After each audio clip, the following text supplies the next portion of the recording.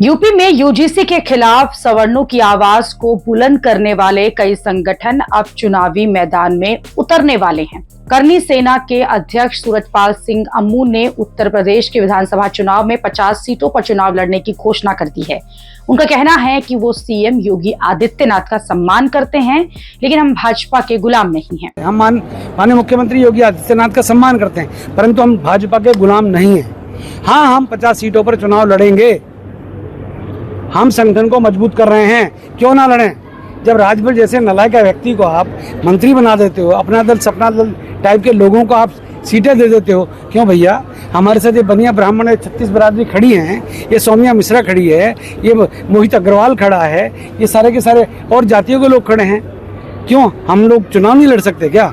करनी सेना का कहना है कि बीजेपी तो ओपी राजभर जैसे नेताओं को भी मंत्री बना देती है और उनके साथ तो ब्राह्मण, बनिया, क्षत्रिय सब हैं, तो फिर हम लोग चुनाव क्यों नहीं लड़ सकते।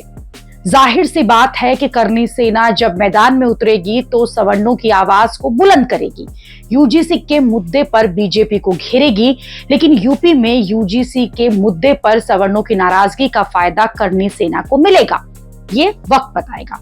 वैसे बीजेपी यही मानकर चल रही है कि सवर्ण समाज भले ही नाराज है, लेकिन वो कहीं और नहीं जाएगा, वो बीजेपी से नहीं छिटेगा। इसलिए बीजेपी भी सवर्ण समाज की नाराजगी को ज्यादा लोड लेती हुई नहीं दिख रही है।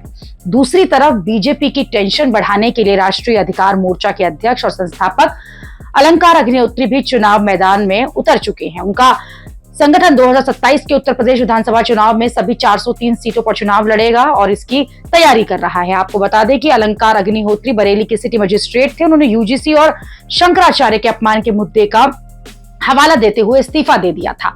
तब से वो सवर्ण समाज का एक जाना पहचाना चेहरा बन गए हैं। यूपी में अगले साल विधानसभा का चुनाव है और इस चुनाव में ये सवर्णों की ताकत का चुनावी टेस्ट होगा, क्योंकि बंगाल में जब बीजेपी जीती तो बीजेपी समर्थित इकोसिस्टम ने यही माहौल बनाया कि सामान्य वर्ग की नाराजगी का बीजेपी को कोई नुकसान नहीं हुआ। तब सवर्णों ने यह कहा था कि यूजीसी के गुस्से का अगला टेस्ट यूपी में होगा।